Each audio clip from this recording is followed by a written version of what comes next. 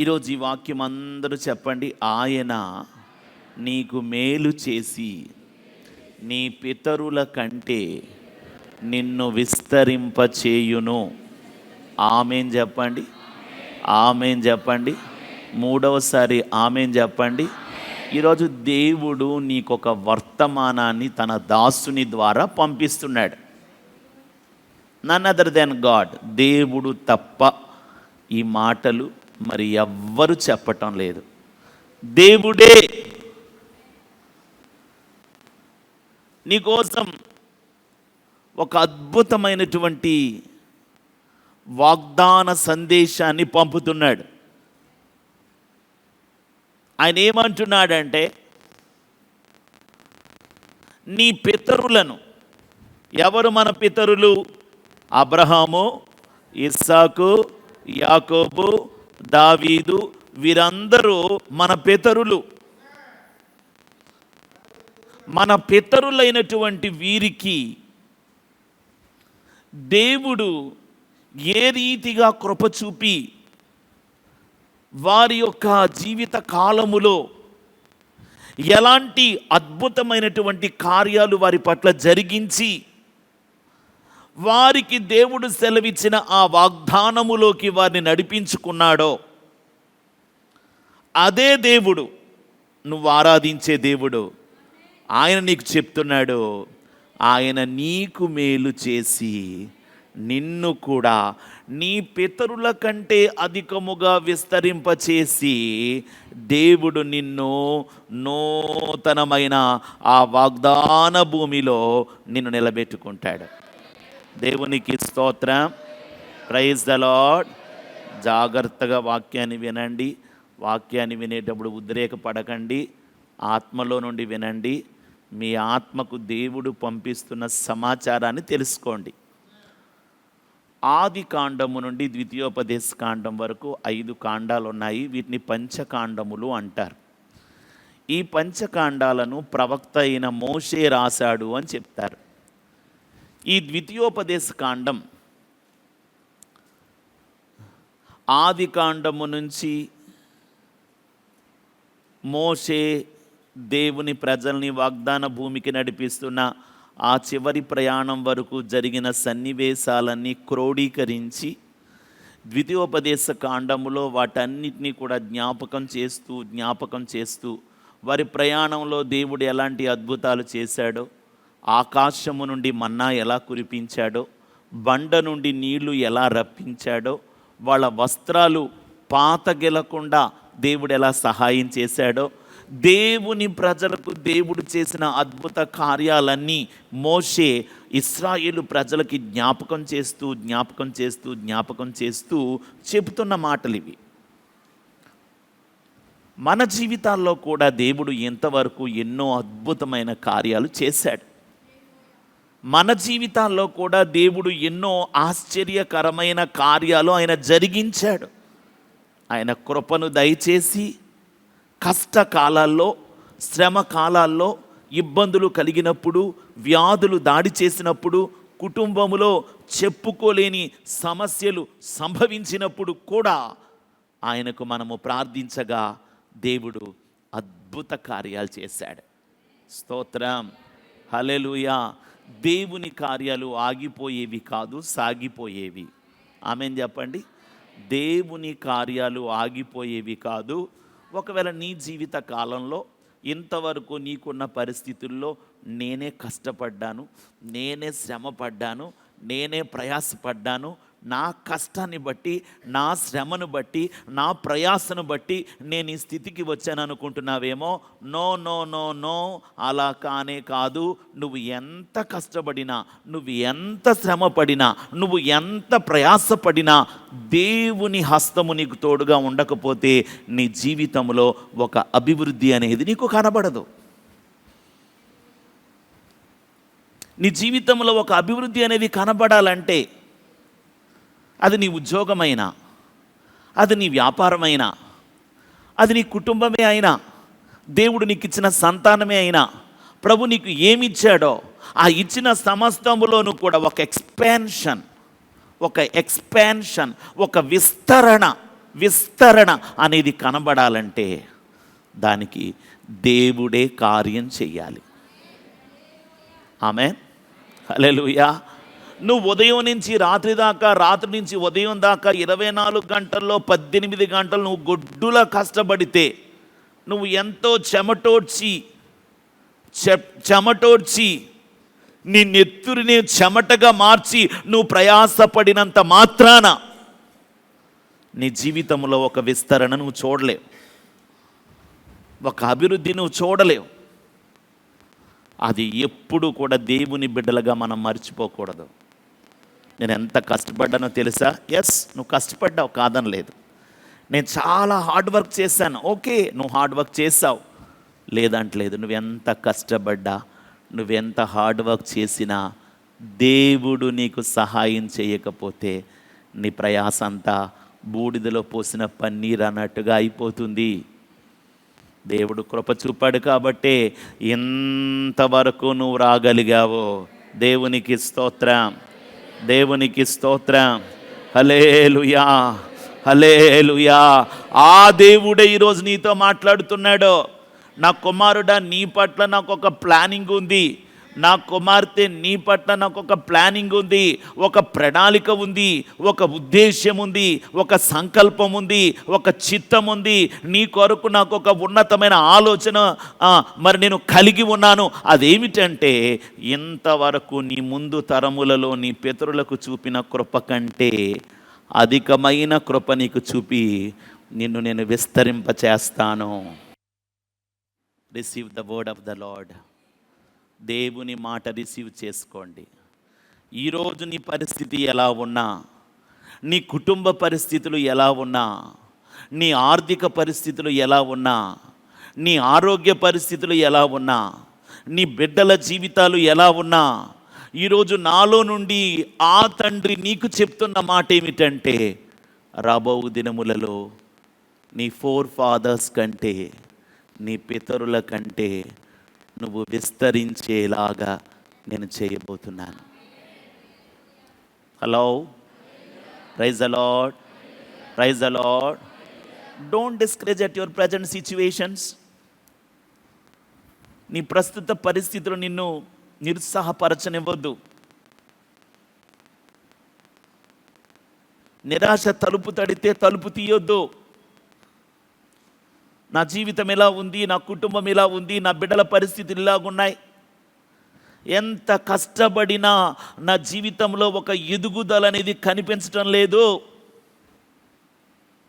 యేసయ్య నాకు ఎప్పుడు కృప చూపిస్తాడో, నా జీవితాన్ని, నా కుటుంబాన్ని ఆయన ఎప్పుడు జ్ఞాపకం చేసుకొని ఆయన ఒక విస్తరించే స్థితికి తీసుకువెళ్తాడో అని ఎదురు చూస్తున్న నీతో దేవుడు మాట్లాడుతున్నాడు.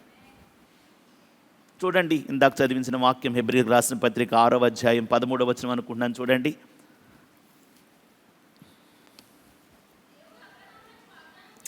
దేవుడు అబ్రహామునకు వాగ్దానము చేసినప్పుడు తనకంటే ఏ గొప్పవానితోడు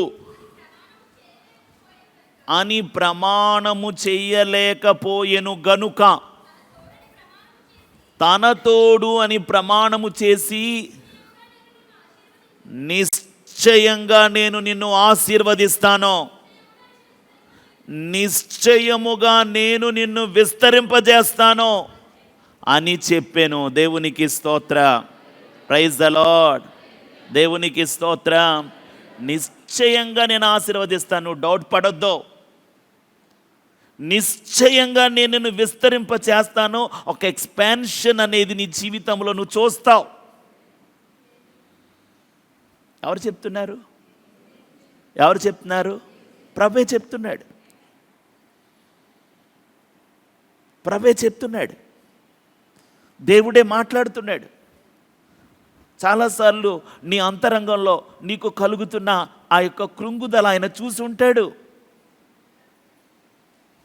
చాలాసార్లు చాలని సంపాదనతో నా కుటుంబాన్ని ఎలా పోషించుకోవాలి, నా పిల్లలకి రేపొద్దున ఎలాగో ఒక భవిష్యత్తు ఇవ్వాలి అని నీలో వస్తున్న పలు రకాలైన ఆలోచనలు ఆయన ఎరిగిన దేవుడు కాబట్టి నిన్ను అన్ని విషయాలలో నేను విస్తరింప చేస్తాను, నిశ్చయంగా నేను నిన్ను దీవిస్తాను అని ప్రభు చెప్తున్నాడు. ఒక ఫ్రస్ట్రేషన్ నీలో రానివ్వద్దు. ఫ్రస్ట్రేషన్ అనేది అపవాదికి సంబంధించింది. ఈ వాక్యపు నెక్స్ట్ వెర్స్ చదవండి. ఆ మాటను అబ్రహాము నమ్మాడు, అతడు ఓర్పుతో సహించి నమ్మాడు, ఓర్పుతో సహించాడు, వాగ్దాన ఫలము పొందుకున్నాడు. 3 జరిగినాయి. చెప్పండి ఏమిటవి?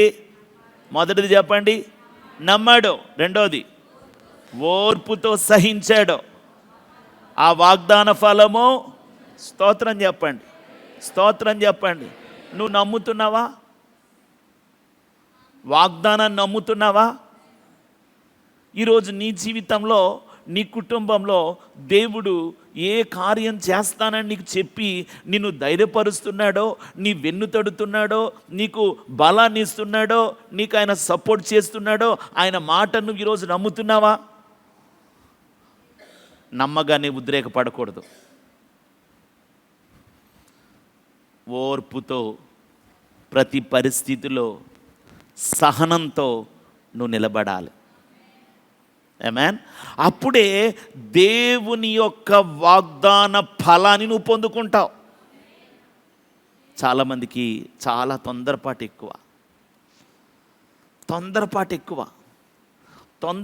చర్యలు చేపడతారు. ఫస్ట్ సెషన్లో చెప్పాను, మరి ఎవరైనా లైవ్ చూసారో లేదో నాకు తెలియదు. ఫస్ట్ సెషన్లో చెప్పాను, గత సంవత్సరం ఒక బిడ్డతో ఒక విషయం మాట్లాడినప్పుడు చెప్పాను, ఇది కాదు, ఇలా వద్దు. నేను రాయిలో వెళ్ళాను కదా, ఆ బిడ్డ వచ్చినప్పుడు మాట్లాడానన్నమాట. ఇలా కాదు, ఇది దారి కాదు, ఈ మార్గము సరికాదు అని చెప్పాను. నిన్న వచ్చి చెప్తున్నాడు ఆయన, పాస్టర్ గారు మీరు చెప్పినట్టే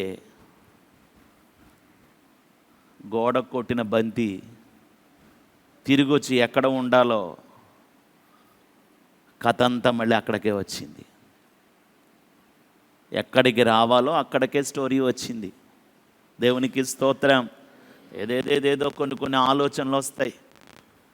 నా ఆలోచన సరైనది, నా ఉద్దేశం సరైనది, నేను ఎన్నుకున్నది సరైనది అనుకొని ముందు అడుగు వేసిన పరిస్థితి, అక్కడ పరిస్థితి వేసిన తర్వాత నా దృష్టికి, అమ్మగారి దృష్టికి వచ్చిన పరిస్థితి.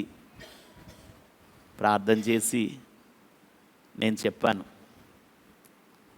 ఈ దారి పనవదండి, మీరు ఈ రూట్లో వెళ్ళటం కాదు ఇది అని చెప్పాను. నిన్న చెప్తున్నారు, అయ్య గారు ప్రార్థన చేయండి.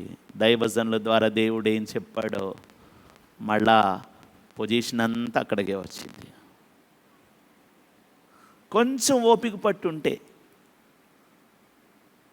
కొంచెం ఉద్రేకపడిపోకుండా ఆలోచన చేసి ఉంటే మళ్ళీ కథ రౌండ్ అయిపోయి అక్కడికి వచ్చి, ఈ వెనక్కి వచ్చి ఇక్కడ మళ్ళీ కొన్ని లక్షల అప్పు మిగిలే పరిస్థితి వస్తుందా? చెప్పరేంటండి? రాదు కదా. మళ్ళీ ఈ లక్షల అప్పు ఎందుకు? ప్రభు చెప్తున్నాడు, నేను నిన్ను నిశ్చయంగా ఆశీర్వదిస్తాను, నేను నిన్ను నిశ్చయంగా విస్తరింపచేస్తాను. దేవునికి స్తోత్రం. హల్లెలూయా, హల్లెలూయా. నా యందు నమ్మికతో, ఓర్పుతో, సహనముతో ప్రార్థిస్తూ కనిపెట్టు. అంతే. ఏం చేయాలా? ప్రార్థన చేయి. ఎప్పుడైతే నీ ప్రార్థన జీవితం అనేది దేవుని సన్నిధిలో గడుపుకోవటం అనేది దినదినము పెరుగుతుందో, ఆశ్చర్యకరంగా దేవుడు ఆయన చిత్తానుసారంగా నీ కోసం మార్గాలు తెరిచి నిన్ను ముందుకు నడిపించి నీ పట్ల అద్భుతాలు చేస్తాడు. Am I right? దేవునికి స్తోత్రం. హల్లెలూయా, హల్లెలూయా. ఓర్పుతో, నమ్మికతో, సహనముతో అబ్రహాము వాగ్దాన ఫలాన్ని పొందుకున్నాడని దేవుని వాక్యం సెలవిస్తుంది. ద్వితీయోపదేశ కాండము 1వ అధ్యాయము, ద్వితీయోపదేశ కాండము 1వ అధ్యాయము 10వ వచనం. మీ దేవుడైన యెహోవా మిమ్మల్ని విస్తరింపచేసెను గనుక ఈరోజు వరకు నీ జీవితంలో నువ్వు పొందుకున్న ప్రతి మేలు దేవుని దగ్గర నుంచి వచ్చింది. ఈరోజు వరకు నీ కుటుంబంలో జరిగిన ప్రతి అద్భుతం దేవుని ద్వారానే జరిగింది. ఈరోజు వరకు దేవుడు నీకు ఇచ్చిన ప్రతి ఈవి, అది నీ కష్టార్జితం, నీ భార్య, నీకు ఇచ్చిన బిడ్డలు, నీ భర్త, నీ ఉద్యోగం, నీ వ్యాపారం, నీ ఆరోగ్యం, నీకు ఇచ్చిన సమస్తము అది దేవుని ద్వారానే విస్తరించబడింది. ఎంతమందికి నా మాట అర్థమవుతుంది? చేయి చూపించండి. Praise the Lord, praise the Lord. దేవుని ద్వారానే నువ్వు ఇంతవరకు వచ్చావు. యాకోబు అంటాడు, ప్రభువా నేను చేతి కర్రతో బయలుదేరాను. ఎలా బయలుదేరాడు యాకోబు? చేతి కర్ర తీసుకొని పరిగెత్తుకొని పారిపోయాడు తండ్రి ఇంటి దగ్గర నుంచి, అన్నగారైన ఏశావుకు భయపడి. అన్నగారు ఏశావు బహుభయంకరుడు, దుర్మార్గుడు. తనను చంపడానికి కంకణం కట్టుకున్నాడు. అప్పటికప్పటికి ఏశావుకి ఏం చేయాలో అర్థం కాక, యాకోబుకి ఏం చేయాలో అర్థం కాక చేతిలో ఒక కర్రతో తండ్రి ఇంటి నుంచి పరుగున వెళ్ళాడు. ఒక్కడే వెళ్ళాడు. ఒక అరణ్యములో అర్ధరాత్రి వేళ చిమ్మ చీకటిలో బెర్షెబా అరణ్యములో ఒక చెట్టు కింద ఒక రాతిని తలగడగా చేసుకొని నిద్రపోతూ ఉన్నాడు. యాకోబు జీవితంలో ఒంటరితనం. ఆ ఒంటరితనములోనే, ఆ ఒంటరి స్థితిలోనే యాకోబుకు పరలోక దర్శనం కలిగింది. స్తోత్రం. ఈరోజు నీ చుట్టూ 10 మంది ఉన్నా నీ అంతరంగంలో నువ్వు ఒక ఒంటరి వాణ్ణి అనిపిస్తుందేమో నీకు. నీ చుట్టూ చాలామంది ఉన్నారు. నీ తల్లిదండ్రులు ఉన్నారు, నీ అన్నదమ్ములు, నీ అక్క చెల్లెళ్ళు, నీ ప్రాణ స్నేహితులు, నీ భార్య, నీ భర్త. బట్ ఎందుకో నీ లోపల నేను ఒంటరి వాణ్ణి, నేను ఒంటరి దాన్ని నీ మనస్సులో ఎక్కడో నీకు అనిపిస్తుందేమో. నిజంగా ఆ ఒంటరి స్థితిలో నీ పూర్ణ హృదయంతో నువ్వు ప్రభు వైపు చూస్తే యాకోబుకు దర్శనమిచ్చిన దేవుడు నీకు కూడా దర్శనమిస్తాడు. Praise the lord. అర్ధరాత్రి వేళ బెర్షెబా అరణ్యములో ఒక రాతిని తలగడగా చేసుకొని నిద్రపోతున్న యాకోబుకు కలిగిన ఆ దర్శనములో దేవాతి దేవుడు ప్రత్యక్షమై మాట్లాడుతున్నాడు. యాకోబు, నేను ఒంటరి వాడిని అనుకుంటున్నావు. ఇదిగో నా తల్లిదండ్రులు, నా సహోదరుని విడిచి వచ్చాను. నా లైఫ్ అంతా కన్ఫ్యూజన్లో ఉంది. ఎటు అడుగు వేయాలో నాకు అర్థం కావట్లేదు.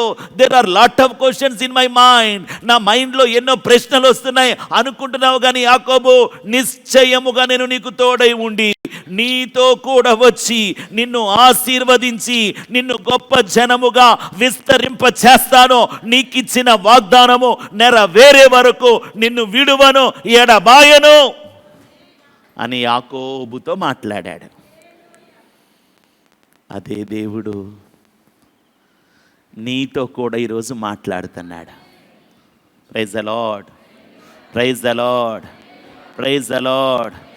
ఎవనికి యాకోబు దేవుడు సహాయుడగునో, ఎవడు తన దేవుడైన యెహోవా మీద ఆశ పెట్టుకొనునో వాడు ధన్యుడు. ప్రైజ్ ద లార్డ్, హల్లెలూయా. మనుషుల్ని నమ్ముకున్నవాడు, తన్ను తాను నమ్ముకున్నవాడు నష్టపోవచ్చేమో, కానీ దేవుని నమ్ముకున్నవాడు ఎప్పుడు నష్టపోడండి. ఆయనే తనను నమ్మిన ఆ బిడ్డను విస్తరింపజేస్తాడు. Praise the Lord, praise the Lord. దేవునికి స్తోత్రం కలుగును గాక. సో ఈరోజు ప్రభు నీకు ఒక మాట స్థిరపరుస్తున్నాడు. నమ్మితే నువ్వు ధన్యుడవు. ఓర్పుతో సహనంతో నువ్వు కనిపెట్టుకుంటే నీ ఆశీర్వాదాలు ఎక్కడికి వెళ్ళవు. 30 60 100 నిన్ను ఆయన హెచ్చించబోతున్నాడు. నమ్మిన వారు చప్పట్లు కొట్టండి. దేవునికి స్తోత్రం కలుగునుగాక. మా వివాహం అయ్యేసరికి కనీసం ఒక ఫ్యాన్ లేదండి. నాకు ఫ్యాన్ లేదు మా ఇంట్లో, ఒక మంచం లేదు ఇంట్లో, ఏం లేవు. నిజంగా యాకోబులాగా నా ప్రయాణం స్టార్ట్ అయింది. చేతి కర్రతో యాకోబు మొదలైనట్టుగా నా చేతిలో ఒక చాక్ పీస్తో నా లైఫ్ స్టార్ట్ అయింది. ప్రభు నమ్ముకున్నాను. ప్రతి ఆదివారం మీరు దేవుని మందిరానికి ఎలా వస్తున్నారో నాకు తెలియదు, కానీ ప్రతి ఆదివారం దేవుని మందిరానికి వచ్చే ముందు ప్రభువు నాతో మాట్లాడాలని చాలా ఆశపడేవాడిని. అట్ ద ఏజ్ ఆఫ్ 18 నేను ప్రభు నమ్ముకునేసరికి నా వయసు 18 సంవత్సరాలు అంతే.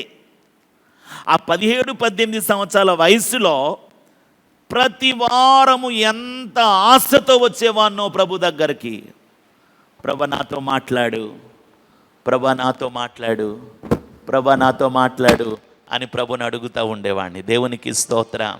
నువ్వు మాట్లాడాలి యేసయ్యా, నాకు జవాబు ఇవ్వాలి, నువ్వు నాతో మాట్లాడాలి అని ప్రభుని అడుగుతూ ఉండేవాడిని. దేవునికి స్తోత్రం కలుగును గాక. దైవజనురాల్లోంచి దేవుడు మాట్లాడుతుంటే మోకాళ్ళ మీద నిలబడి కన్నీటితో వాక్యాన్ని వింటూ ఆ వాక్యాన్ని నా హృదయంలోకి తీసుకుంటూ సమయం ఉన్నప్పుడల్లా మోకాళ్ళ మీద ఉండి ప్రార్థన చేసుకుంటూ ఉండేవాడిని. ప్రార్థన ప్రార్థన ప్రార్థన. ఒక్కడనే కుదిరితే ఒక్కడిని, లేదా నా భార్యతో కుటుంబంతో ప్రార్థన, లేకపోతే నా చుట్టూ ఉన్న యవనస్తులతో ప్రార్థన, లేకపోతే దైవజనులు ప్రార్థన చేసుకుంటూ ఉంటే మందిరంలో వాళ్ళు ఏ సమయంలో ప్రార్థనలో ఉంటారో తెలుసుకొని వెళ్ళి దైవజనులతో కలిసి ప్రార్థన ప్రార్థన. మీరు నమ్ముతారా? దేవుడు ఏది సెలవిచ్చాడో అది ఈ రోజుల్లో జరుగుతుంది. Praise the Lord. ఈ పరిచర్య మొదలయ్యేసరికి 2-3 ఈ సేవ మొదలయ్యింది. ఎన్నో ప్రతికూలమైన పరిస్థితుల్లో అన్యజనుల మధ్య ఈ పరిచర్య జరగడం అంటే బహు కష్టం. పరిచర్య ముందుకు కొనసాగించడం బహు కష్టం. ఎన్నో రీతులుగా దేవుని పనిని ఆపాలని శత్రువు మనుషుల్ని రెచ్చగొట్టి రేపిన పరిస్థితిలో అప్పుడు కూడా ప్రార్థన ప్రార్థన ప్రార్థన. ప్రార్థన ద్వారానే ఇదిగో నాకు ఇచ్చిన భార్య. ఆ సమయానికి నా పెద్ద కుమార్తెకి 5వ సంవత్సరం, నా చిన్న కూతురికి 1.5-2 సంవత్సరాలు. ఆ వయసులో పిల్లల్ని భుజాన వేసుకొని అనేక గ్రామాలకు తిరుగుతూ, అనేక ప్రాంతాలకు తిరుగుతూ యేసు ప్రభువుని నమ్ముకోండి అని సువార్త చెప్తూ, యవనస్తులకు సువార్త ప్రకటిస్తూ అనేక మందిని ప్రభు మార్గంలో నడిపించడానికి దేవుడు మాకు సహాయం చేశాడు. 2-3 ప్రారంభమైన పరిచర్యను ఇదిగో ఇంత విస్తరింపచేశాడు, ఇంత విస్తరింపచేశాడు. దేవునికి స్తోత్రం కలుగునుగాక. హల్లెలూయా హల్లెలూయా హల్లెలూయా. ఒక వ్యక్తి యొక్క అభివృద్ధి, ఒక వ్యక్తి యొక్క విస్తరణ పూర్తిగా దేవుని మీదే ఆధారపడి ఉందని నేను నమ్ముతాను. మరి మీరేం నమ్ముతారో చెప్పండి, మీరేం నమ్ముతారో చెప్పండి. Yes, it is completely depend upon God. దేవునికి స్తోత్రం. ఎప్పుడు సులువైన బోధ చేయలేదు. ఎప్పుడైనా మనుషులకి మంచిగా కమ్మగా అనిపించే ఉపదేశం చేయలేదు. అలా చేసి ఉంటే ఇప్పుడున్న సంఖ్యకు 10 రెట్లు ఉందరు మనకి. ఖచ్చితమైన వాక్యాన్ని ఉపదేశిస్తూ పరిశుద్ధ లేఖనాల్లో ఉన్నది ఉన్నట్లుగా ఒక దేవుని బిడ్డ దేవునికి మహిమకరంగా ఎలా జీవించాలో ఆ మార్గాలు ఉపదేశిస్తూ, ఒకవేళ తప్పిపోయిన వారు, తొలగిపోయిన వారు ఉంటే వాళ్ళని హెచ్చరిస్తూ, గద్దిస్తూ, బుద్ధి చెప్తూ ప్రభు పరిచర్యం చేస్తూ వచ్చాము. అద్భుతమైనటువంటి రీతిలో ఈ పట్టణంలో ప్రభు ఈ సేవను విస్తరింపచేశాడు. మేము పరిచర్యకు వచ్చినటువంటి సంవత్సరం ప్రవీణ్ గారు, షారోన్ గారు బాయ్స్ హై స్కూల్లో ప్రేయర్స్ పెట్టారు. ఆ రోజు ప్రవీణ్ గారి భార్య షారోన్ గారు, పాస్టమ్ గారు మాట్లాడుతూ, ఈ తణుకు పట్టణము ఒక ఎండిన నేల, ఈ ఎండిన నేలలో సంఘాలు కట్టబడడం కష్టం, సంఘాలు కట్టబడ్డ పట్టుమని ఏ సంఘములోనూ నిండైన ఆత్మలు రావడం కష్టమని ప్రభు మాకు చెప్పాడు అన్నారు ఆవిడ. నేను మర్చిపోన మాట. ఇంకా రోజున చాలా కన్నీటి ప్రార్థన చేశాం. దగ్గర దగ్గర 40 రోజులు ఫాస్టింగ్ ఉన్నాను నేను. ప్రభా, ఎండిన నేలలో నీటి ఊటలు పుట్టిస్తానన్నావుగా, ఎండిన నేలలో లేత మొక్కను మొలిపిస్తానన్నావుగా, ప్రభా ఒక అద్భుతం చేయి తండ్రి అని కన్నీటితో ప్రభు సన్నిధిలో ప్రార్థన చేస్తూ ఉంటుండగా, మా శక్తి చేత మా బలము చేత కాదు కానీ ప్రార్థనలు ఆలకించి ఆయన మహాశక్తి చేత అద్భుతమైన కార్యాలు చేసి ఈ పరిచర్యను ఈ రీతిగా దేవుడు ఆశీర్వదించాడు. దేవునికి స్తోత్రం, దేవునికి స్తోత్రం. దేవునికి సమస్తము సాధ్యమే. Praise the lord.